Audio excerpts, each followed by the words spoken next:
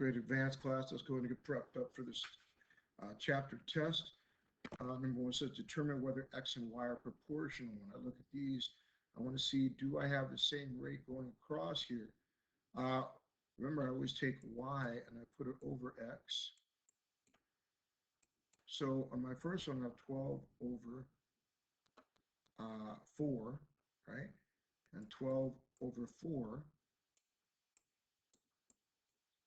is going to give me, well, when I reduce it, both of them are going to be 12 divided by 4 equals 3. Next, I'll take 21 over 7. And 21 divided by 7 is 3. And next, I'll take 30 over 10. And 30 divided by 10 is 3. So, are they proportional? Yes, they sure are. The rate is constantly the same. All right, let's go ahead and look at number 2. You spent 2/3 of your money. The next day, you get, and I don't know where this came from. I have to fix this up. You get $18. You know, you now have $36. Which equation can you use to find how much money you started with? What is the amount? Okay, so it said you spent 2/3 of your money. So we know that 2/3 M is going to be in here. That's obvious. It's in every one of these. That's 2/3 of your money. The next day you get $18. Okay, so I'm thinking you get is going to be added to the 18. It's probably going to be A and B here. Which equation can you use to find how much money you started with? All right, so let's see. You now have $36. So you started with what? Well, if I take this money that I had, okay, you spent 2/3 of it, and then you add 18 to it, okay, and it's got to equal $36. I'm thinking it's got to be,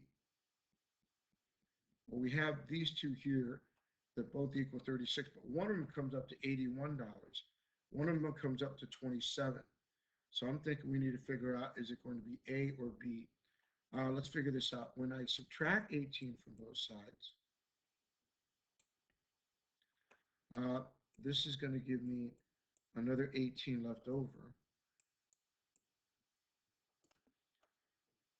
And you know what? This is not enough room to properly show this. So I'm going to take my snipping tool here, and I'm going to take this over here and work this problem first.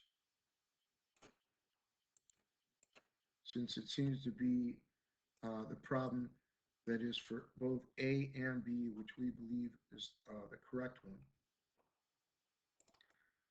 Well, when we subtract 18 from both sides,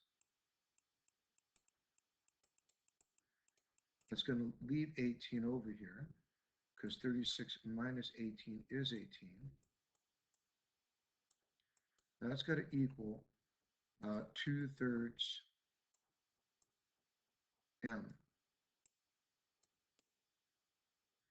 Now remember, to get rid of 2/3, we have to multiply it to 3/2,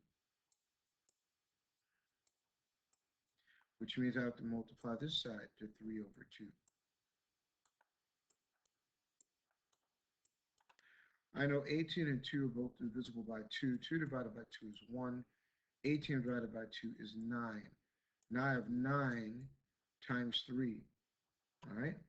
And this is, it's not 48. This is scratching through it. 9 times 3 is 27. And so M must be 27. And that's going to give me not A, but actually B. So B would be my answer here. All right, what is the unit rate in miles per gallon? The unit rate in miles per gallon for, they're talking $80.85 on 3.3 gallons. So they want the unit rate in miles per gallon.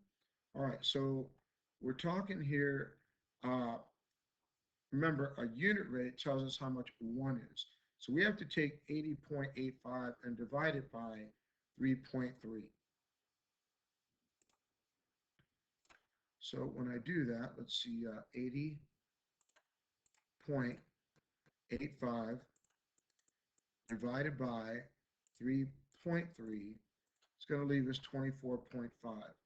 And 24.5 is C. All right, so 3 is C. All right, number 4 says, what is the value of J? They got 7 over 10 equals J over 3.1. This is a cross product problem.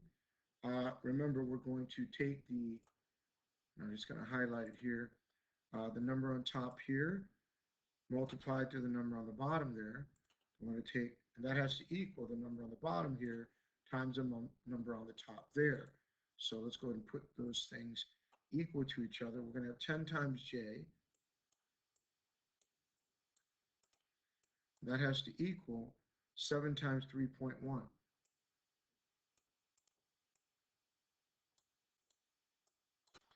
All right, first let's find out what 7 times 3.1 is.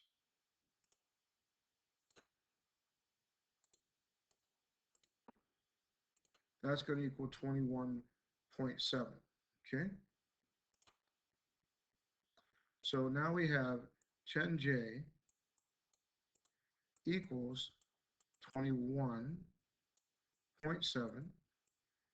We know when we have 10 with J, we're going to have to divide 10 away. Whatever I divide from one side, I divide from the other. J is left alone. When we divide a number by 10, we're making it smaller. And since it's an increment to 10, we'll be moving that decimal over one spot. So this would be 2.17. All right, and 2.17 is going to be D. All right, I'm going to erase some stuff to give me some room to work here.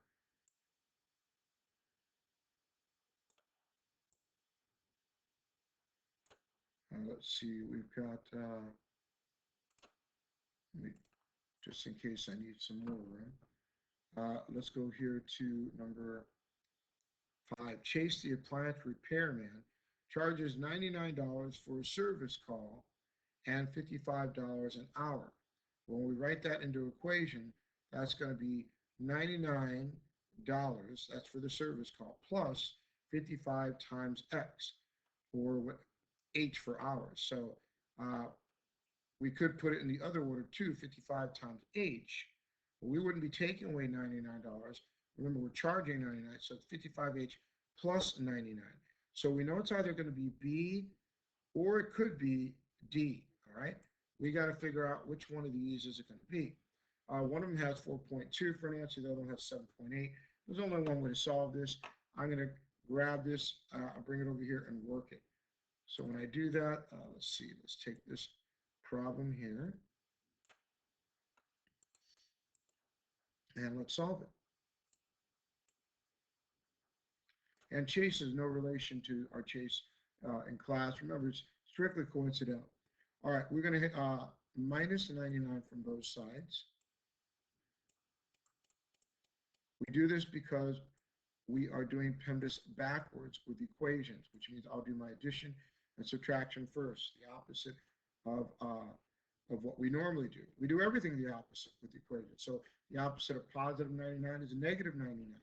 And now I sit there and I say, well, if I was subtracting 100, this would be 230. So this is going to be 229, or actually 231, excuse me. Then we're just going to go ahead and check that. If I take away 99, I need to borrow one. That'll leave 1. But I have to borrow one from here, which will leave 2. And then I have to borrow one here. That'll leave 2, which means this would be 12. 12 minus 9 is 3. 10 minus 9 is 1. 2 to 2. All right. Now I got 55H is equal to 231. I got to divide 55 away from H to get H alone. Remember, I did addition, subtraction. Now I need to do division, multiplication. I'm multiplying here, so the only way to get rid of 55 is to divide it away. Whatever I divide from one side, I divide from another. And now H is by itself, and now I have to say, what is 231 divided by 55? Let's put that in our calculator. We got 231. We're dividing it by 55. That's 4.2. So our answer should be 4.2, and that means B is my answer. Let's go to number 6. There are 5 blue marbles for every 3 marbles in the bag. So 3 yellow for every 5 blue. There are 24 yellow marbles in the bag. So 24 over here on top with the yellow marbles. How many total marbles are there in the bag? Okay. So first I have to find out how many blue marbles are there. Then I can count the yellow and blue marbles together to find out the total. This is a simple matter of cross multiplication. So I'm going to put X over here. And this is going to give me 3 times X. Remember, this is not 3Y, this is 3 yellow. This is 5 blue. So now I got 3 times X, that has to equal 24 times 5. All right, 24 times 5 is going to be equal to 120. That has to equal 3x. Now remember, x is being multiplied to 3, so I need to divide 3 away to get rid of it, because 3 divided by 3 is 1. That leaves me 1x. But whatever I divide from one side, I have to divide from the other. I know 12 divided by 3 is 4, so 120 divided by 3 is 40. So that means my answer has to be, well, remember, this just tells me how many blue marbles there are. Now I have to add 40 plus 24 to find out the total amount. And 40 plus 24 is 64.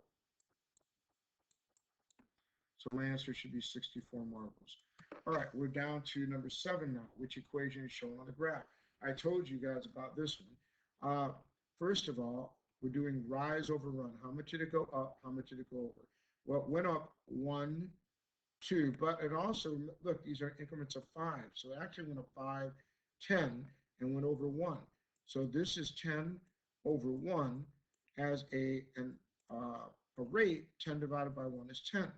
So it would be D, okay? D. Y equals 10x. Whatever x is, like here 1, then y would be 10, the answer would be 10. All right, number 8. What value of x makes the ratios 2.2 to 1.1 and something to 8.8? Well, we can say that we have 2.2 to 1.1. And if I really wanted to do this, I could simply say that we divided by 2 here, right? Which means we would have to take this and multiply it by 2. But even if we did it this way, remember x is what we're looking for, and y is 8.8.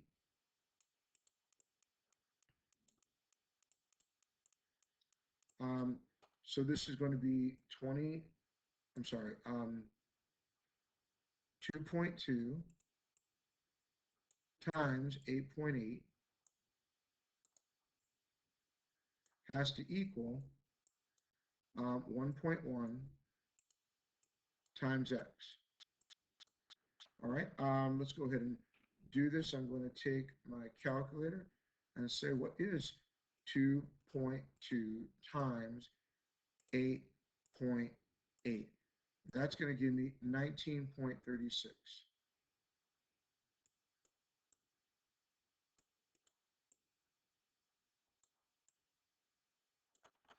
All right.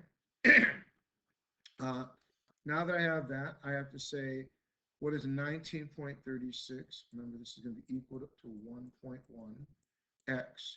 And now I have to divide 1.1 away, which means I divide the other side by 1.1.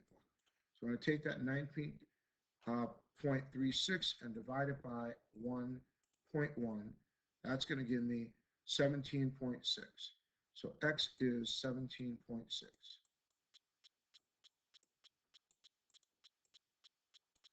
So let's look for an answer right there. 17.6 has to be A. Okay. Let's go ahead and move on.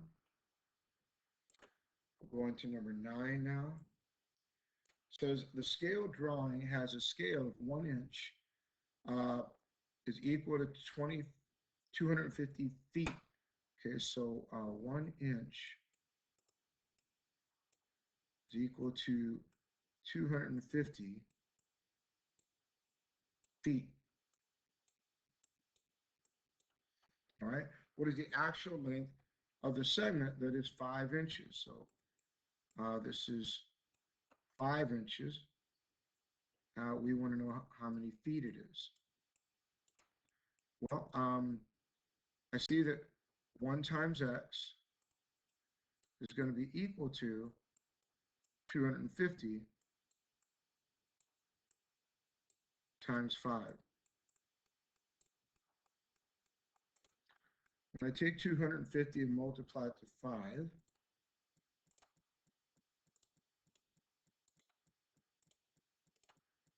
I get 1,250. So x is equal to, because 1 times x is x, 1,250. And that is going to be D. All right, we are down to number 10. What is the solution for 4 times 1 minus y equals 10? I'm going to write that one over here. 4 times 1 minus y equals 10. I got to distribute properties first. I know that 4 times 1 is 4. And 4 times negative y will be negative 4y. That's going to equal 10. Now I'm going to do PEMDAS backwards, which means I'm going to take the number first. I'm going to subtract 4, which means I'll subtract 4 from this side. That's going to give me 6. Now I have negative 4y equals 6. All right, now I'm going to divide by negative 4 because I want to isolate y by itself. Whatever I divide from one side, I divide from the other. So I'll take negative 4 and divide it there. I have 6 divided by negative 4. That's a positive divided by a negative. That's going to give me a negative answer. And 6 divided by 4, well, really that's 6 over 4. I know 4 goes into 6 one time, leaving me with 2/4. And 2/4 can be reduced. It can be negative 1 1/2.